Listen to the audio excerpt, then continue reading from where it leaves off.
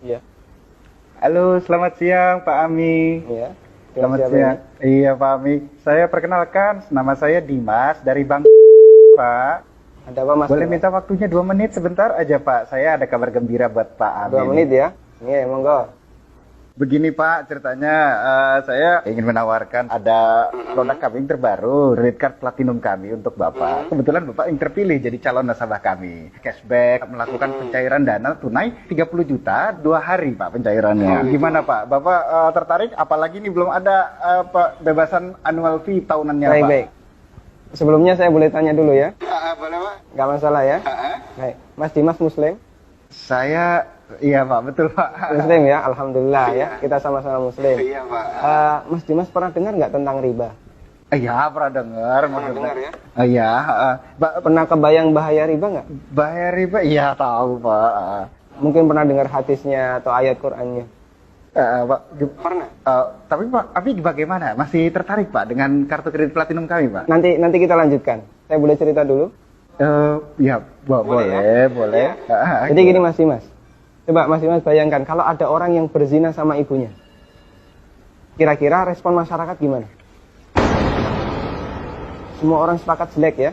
Gimana? Maksudnya gimana Pak? Kalau misalnya ada orang yang berzina sama ibunya, semua orang akan menganggap dia melakukan perbuatan yang maksiat. Ya bejat itu Pak. Wah, bejat sekali ya. Bejat Pak. Baik, kita sama-sama sepakat untuk itu. Iya. Begini, Nabi SAW menyebut bahwasanya riba itu ada 73 pintu.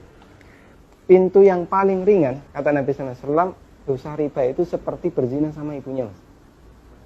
Itu nilai dosa riba yang paling ringan. Coba kalau Anda tadi tawarkan 30 juta, itu berapa nilai ribanya? Ya, tapi kan... Saya lanjutkan boleh? Iya. Ya, kita lanjutkan dulu ya. Iya. Saya sebutkan, ini ada beberapa fase kehidupan manusia. Orang yang makan riba semuanya mendapatkan azab dari Allah. Pertama, ketika di dunia, orang yang makan riba itu ditantang perang oleh Allah. Coba Mas bayangkan. Kata Allah Subhanahu wa taala, ya ayyuhalladzina amanu taqullaha wa dzaru ma baqiya minar riba. Wahai orang yang beriman, bertakwalah kepada Allah dan tinggalkan semua bentuk riba. Fa in lam taf'alu fa'dzanu biharbi minallahi wa rasulih.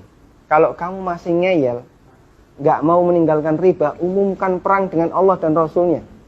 Coba, kalau kita ditantang perang oleh Allah dan Rasulnya, kira-kira ada nggak peluang untuk menang? Nggak ada ya? Ampun Pak. Ini yang pertama. Yang kedua, orang yang mati dalam kondisi membawa dosa riba, makan riba, nanti dia akan dihukum di kuburan dalam bentuk berenang di sungai darah. Masya Allah, berenang di sungai darah. Kata Nabi SAW, beliau pernah menceritakan mimpinya, dan mimpi beliau itu wahyu. Nabi SAW pernah melihat ada orang yang berenang di sungai darah, kemudian di tepi sungai ada orang yang membawa batu. Setiap orang ini berenang menepi, dilempari batu ke mulutnya, kemudian balik ke tengah. Ini yang kedua. Di alam kubur, dia mendapatkan azab berupa berenang di sungai darah. Yang ketiga. Masih yang ketiga Pak? Iya. Siap mendengar? Masih sanggup mendengarkan? Iya Pak. Iya, tapi saya lanjutkan ya.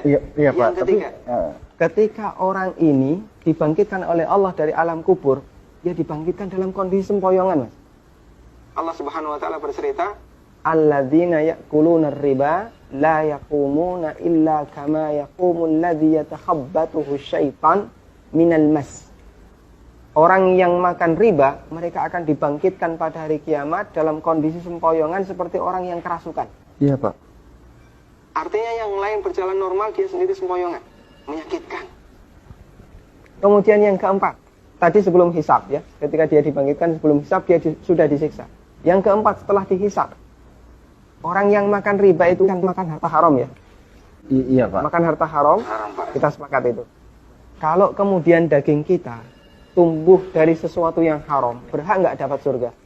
Enggak Pak. Layak nggak dapat surga? Enggak Pak. Sementara tempat di akhirat cuma ada 2 pilihan. Kalau nggak surga, neraka Pak. maka kata Nabi SAW, kullu lahmin nabata bin suhtin, setiap daging yang tumbuh dari sesuatu yang haram, kata beliau, annar aulabi. Iya Pak. Neraka lebih layak baginya. Coba Mas Dimas bisa perhatikan, dalam 4 fase kehidupan orang yang makan riba itu semuanya sengsara. Ketika masih hidup di dunia, dia ditantang perang oleh Allah.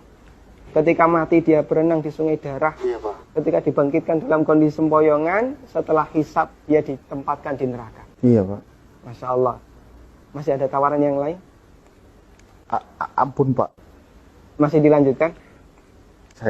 Ampun Pak. Mas Dimas bisa renungkan Iya Pak.